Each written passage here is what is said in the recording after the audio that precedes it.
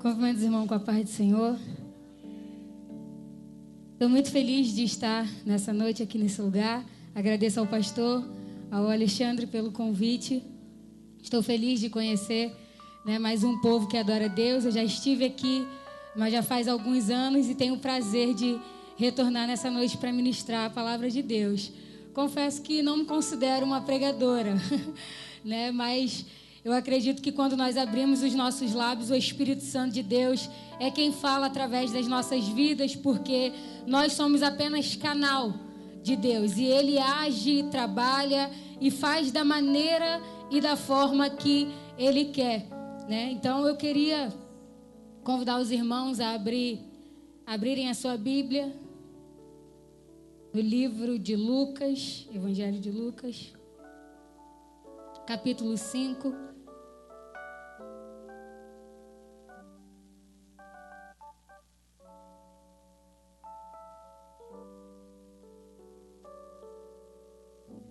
Evangelho de Lucas, capítulo 5. Os irmãos acharam? Diga amém. Que diz assim, versículo 1. E aconteceu que, apertando a multidão para ouvir a palavra de Deus, estava ele junto ao lago de Genezaré. E viu estar 2 barcos junto à praia do lago. E os pescadores, havendo descido deles, estavam lavando as redes. E entrando num dos barcos, que era o de Simão, pediu-lhe que o afastasse um pouco da terra. E assentando-se, ensinava do barco a multidão. E quando acabou de falar, disse a Simão: faze-te ao mar alto e lançai as vossas redes para pescar. E respondendo Simão, disse-lhe: Mestre, havendo trabalhado toda a noite, nada apanhamos, mas sobre a tua palavra lançarei a rede. E fazendo assim, colheram uma grande quantidade de peixes, e rompia-lhes a rede. E fizeram sinal aos companheiros que estavam no outro barco, para que os fossem ajudar. E foram e encheram ambos os barcos, de maneira tal que quase iam a pique. Amém? É só até aí. Fiquei feliz quando eu cheguei aqui e já pude sentir a presença de Deus assim que eu coloquei os meus pés nessa casa. E é muito bom quando nós chegamos a um lugar e de imediato nós podemos sentir a presença de Deus no lugar. E o pastor, ele falou algo interessante aqui. Ele falou: vamos fazer um pacto para nós nos livrarmos da crise. E geralmente quando eu sou convidada a ir a algum lugar para ministrar uma palavra, quando eu chego eu sempre falo: Senhor, me confirma aquilo que o Senhor colocou no meu coração, me confirma de alguma forma ou de alguma maneira aquilo que o Senhor colocou no meu coração, para que eu possa sentir-me segura, para que eu possa sentir de que aquilo que está no meu coração não é apenas o que eu quero falar ou o que eu entendo, mas é aquilo que está de acordo com a tua vontade e de acordo com aquilo que a tua igreja necessita ouvir e receber da tua parte. E o pastor, ele na oportunidade dele, ele falou: vamos fazer um pacto de não vivermos mais na crise, mas de vivermos em Cristo. Aleluia. E enquanto eu estava em casa e perguntando e questionando a Deus o que trazer nessa noite para cada um de nós, o que trazer para nós nessa noite, o Espírito Santo de Deus, ele me deu um tema para essa mensagem. E ele falou: mantendo a fé nos tempos de crise. Aleluia. Interessante é que Deus, quando Ele me deu esse tema, Ele falou manter. Ele não falou criar ou não falou qualquer outra palavra, mas a palavra que Deus me deu para o tema foi mantendo a fé nos dias de crise. Porque nos dias de crise, a gente muitas das vezes quer perder a fé. Nos dias de crise, muitas das vezes quando eles chegam na nossa vida, quando eles chegam na nossa casa, muitas das vezes a gente quer fazer, a gente olha para um lado, a gente olha para o outro e parece que a nossa fé, ela está ficando pequena, ela está ficando menor menor até que um grão de mostarda. Ela está ficando, e a gente olha para um lado e olha para o outro e fala: Senhor, a situação está tão precária na minha vida, a situação está tão precária, que eu já não consigo mais ter fé para acreditar que alguma coisa vai mudar. E por isso o Espírito Santo de Deus, ele disse para mim: manter a fé no tempo de crise. Eu não sei que tipo de situação você tem enfrentado na tua vida, mas Deus, ele me trouxe aqui nessa noite para dizer: não se preocupe, porque você não vai perder a sua fé. Não se preocupe, porque a crise que você está vivendo não vai ser suficiente para eliminar de uma vez por todas a fé que eu coloquei em você. Porque muitas das vezes a gente acha que a fé vem apenas de nós mesmos. Mas eu quero te dizer uma coisa: até a fé vem do Deus que você serve. Até a fé, quem te dá, aleluia, é o Deus que você serve. E sabe por que eu quero te trazer essa garantia? Porque de repente você esteja dizendo: Carol, eu não tenho mais fé. Mas eu quero te dizer, se você conseguiu chegar a esse lugar, é porque ainda que ela seja pequenininha, e ainda que de repente ela seja não notável diante dos seus olhos, ainda existe fé dentro de você. Ainda existe fé para você acreditar naquilo que Deus tem na tua vida. Ainda existe fé para você acreditar na promessa que Deus fez na tua vida.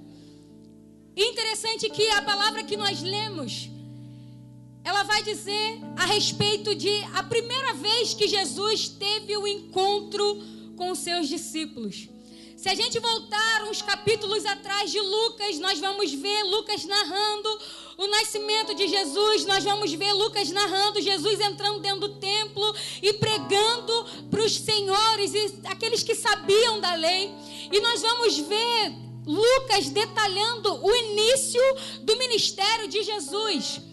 E de repente a Bíblia vai dizer que agora Jesus, ele começa a andar, começa a passear, e eu acredito que ele, em ligação com o Pai no céu, ele em ligação com ele entendia que ele precisava deixar discípulos na terra. Ele entendia que ele precisava deixar pessoas que continuassem a obra que ele havia iniciado.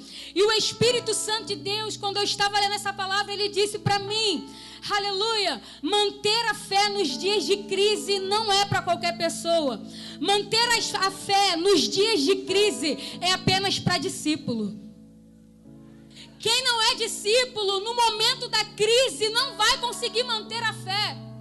Quem não é discípulo no momento da crise não vai conseguir continuar acreditando que Deus é suficiente e poderoso para fazer infinitamente mais na tua vida.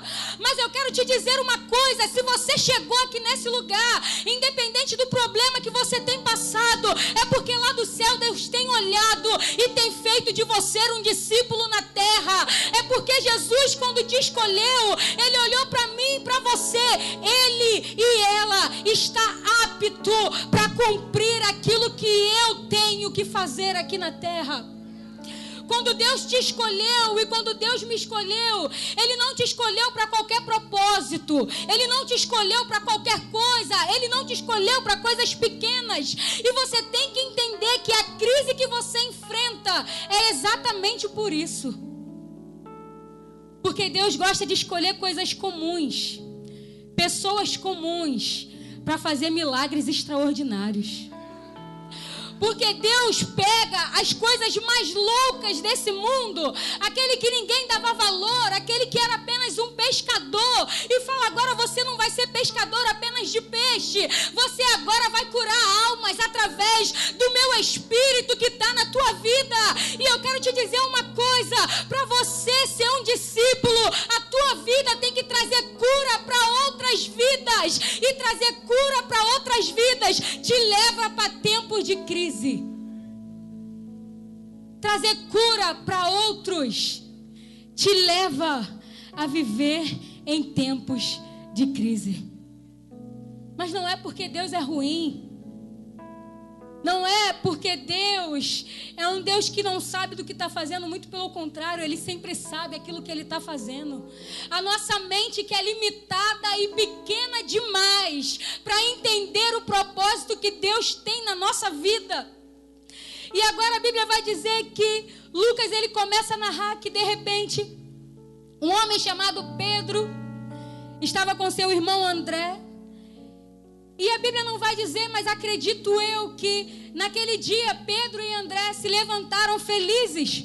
Um dizendo para o outro, vamos sair porque é mais um dia que nós temos de trabalho. É mais um dia que nós vamos pescar.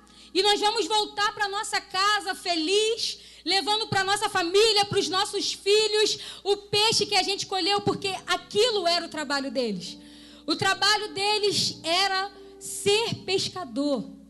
Era aquilo que eles mais sabiam fazer de excelência. Era aquilo que eles sabiam fazer. Eles conheciam o mar. Eles conheciam aquilo que eles estavam fazendo. Eles não eram pessoas inexperientes naquilo que eles estavam fazendo. Muito pelo contrário. Eles se levantaram de manhã. De repente colocaram a sua roupa.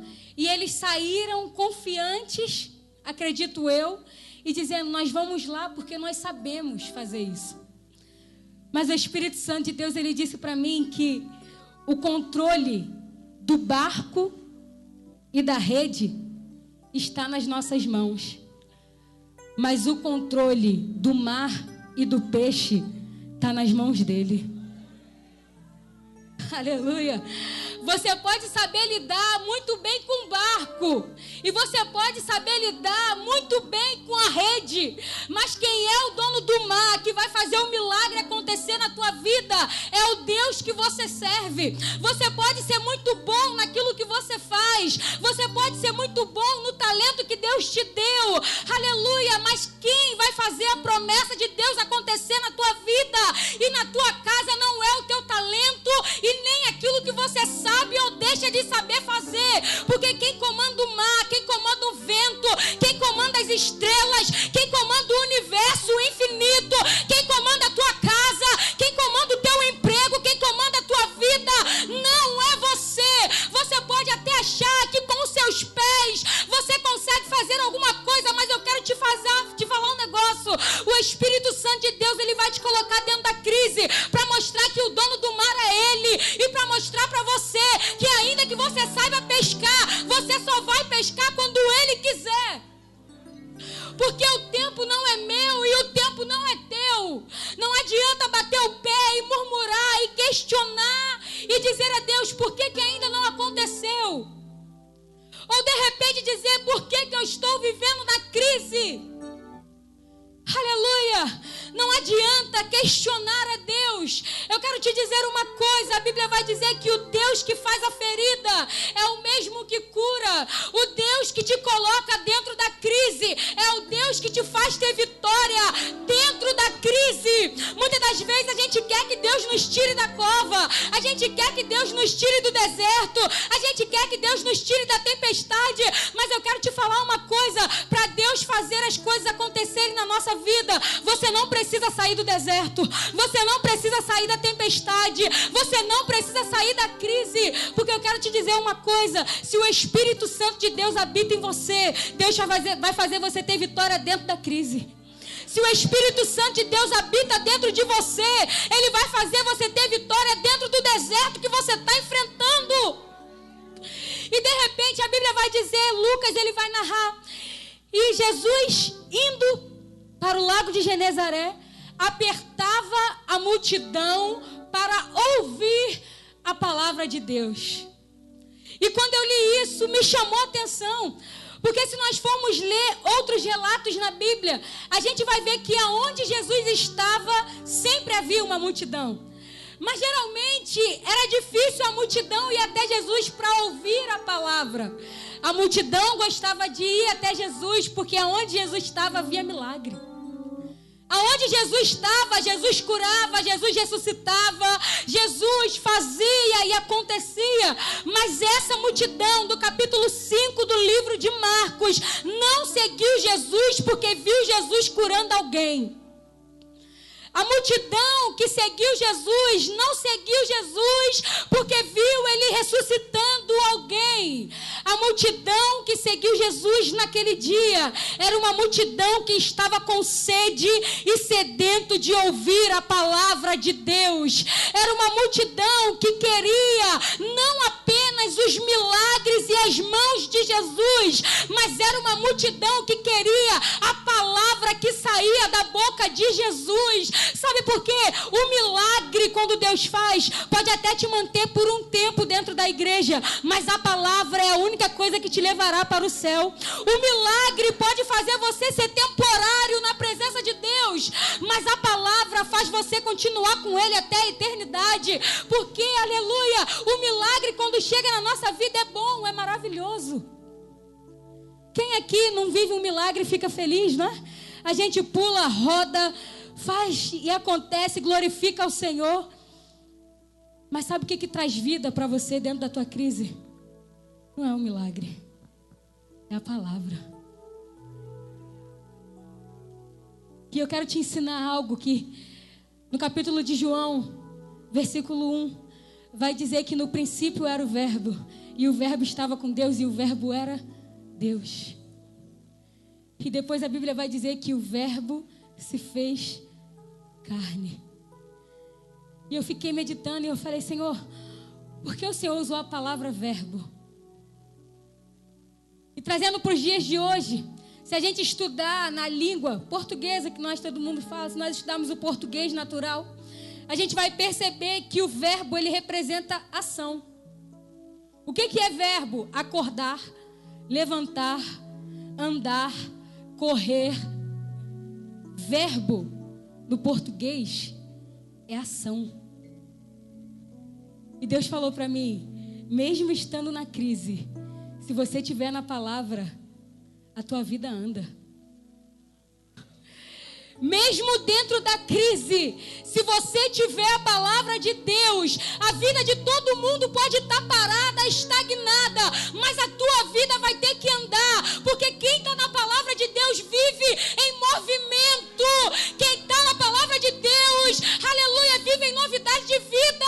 Mas de repente você esteja dizendo, mas Carol, aleluia, o milagre que eu tanto espero ainda não aconteceu, a promessa ainda não aconteceu.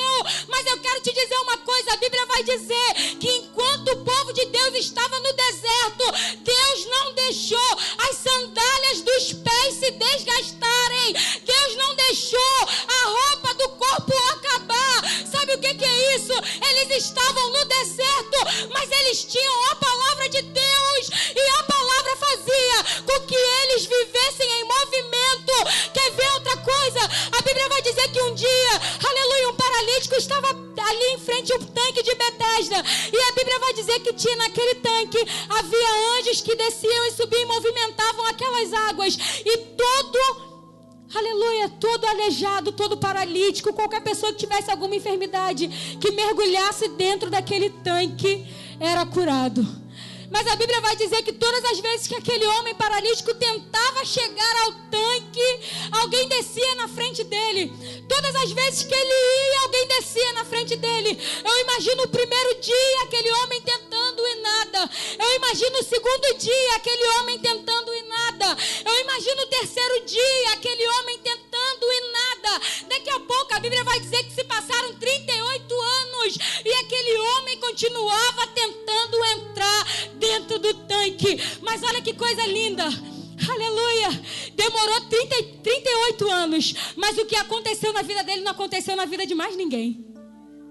Como assim, Carol? As outras pessoas também foram curadas? Sim, foram curadas, mas não foram curadas por Jesus. Foram curadas pelo anjo que descia daquele tanque. Foram curadas pelo anjo que descia, ou seja, todo mundo contava a mesma história.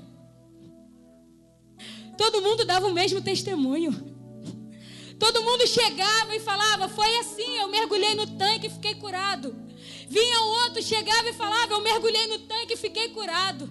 38 anos, pessoas descendo naquele tanque e dando o mesmo testemunho e contando a mesma história. Parecia que a história se repetia na vida de todo mundo, mas 38 anos depois, Jesus chegou para aquele homem e falou: ei, a tua história hoje vai mudar, se levanta daí, pega a tua cama e anda. Aleluia. 38 anos depois, aquele homem contou uma história que nunca havia sido contada.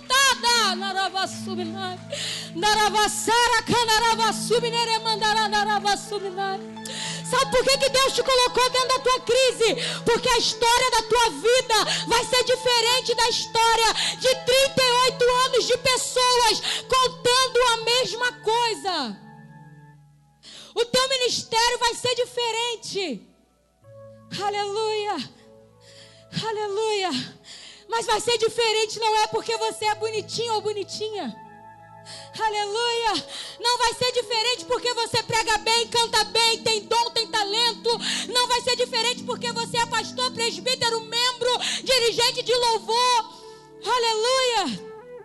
Vai ser diferente por um único e exclusivo motivo: Deus achou graça em você. Aleluia.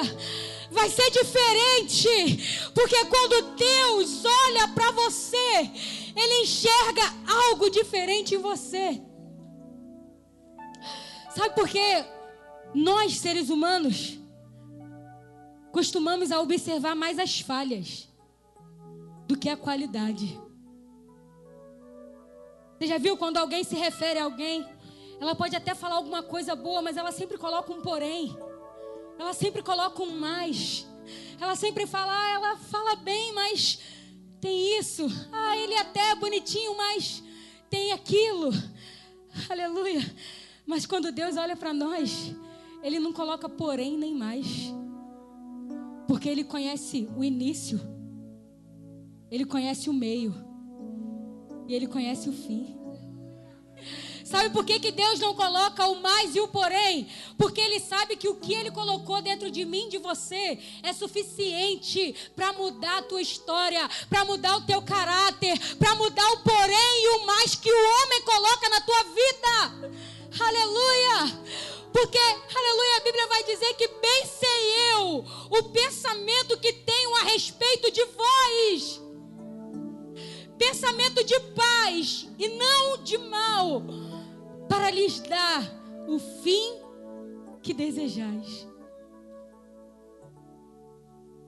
As pessoas sempre vão olhar para aquilo de errado que você faz. Mas Deus sempre vai olhar para o bom que você faz. E quando o Espírito Santo de Deus me falou isso, Ele me lembrou de uma passagem que, no livro de Gênesis, vai dizer que haviam 2 irmãos, Caim e Abel. A Bíblia vai dizer que a oferta de Abel foi melhor do que a oferta de Caim. E Caim ficou tão indignado com a oferta que Abel deu, e por Deus ter se agradado mais da oferta de Abel, que ele pega e mata Abel. E a Bíblia vai dizer que mesmo depois de morto, e se a gente for ler lá no livro de Hebreus, vai estar escrito: pela fé, Abel foi morto, mas mesmo depois de morto, a sua voz chegava até o trono de Deus. Sabe por que Deus costuma olhar para aquilo que é bom?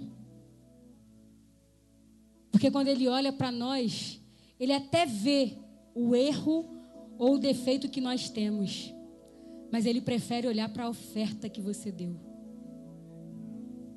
O homem vai sempre ver quantas vezes você caiu, quantas vezes você errou, quantas vezes você não acertou. Mas Deus, quando olha, ainda que Ele vê que você está morto, a tua voz ainda chega no trono por causa da oferta que um dia você deu e agradou ao coração dEle. Aleluia! Porque o homem sempre vai olhar, de repente vai dizer: mas ele já está morto.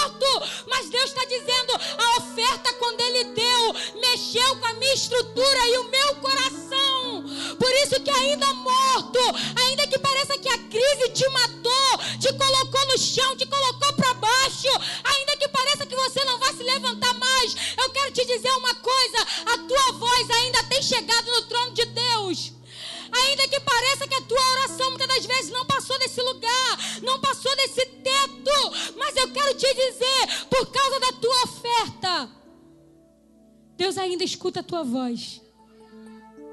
Por causa da tua oferta, Deus ainda pode fazer coisas maravilhosas acontecerem na tua vida. Aleluia. E o Espírito Santo de Deus, ele falou para mim, aleluia, não é buscando o milagre que você vai obter o milagre, mas é estando debaixo da palavra que você vai viver em milagre. É estando debaixo da palavra que você não vai precisar correr atrás do milagre. O milagre vai procurar você. O milagre vai querer bater na tua porta. O milagre vai querer dizer: cadê ele? Cadê ela? Aleluia. Eu quero te dizer uma coisa: o segredo para se manter no meio da crise, manter a tua fé, é estar debaixo da palavra de Deus. E de repente agora, aleluia, Jesus, ele vai chegar ali, a multidão vai estar apertando ele, querendo ouvir a palavra de Deus. E de repente a Bíblia vai dizer que Jesus, ele começa a observar, ainda que ele estava pregando, mas a Bíblia vai dizer que ele começa a observar agora Pedro saindo de dentro do barco e lavando a rede. E a Bíblia vai dizer que Jesus, ele entra dentro do barco de Pedro. E a Bíblia vai dizer que agora Jesus, ele se afasta um pouquinho da praia e continua ensinando, continua falando.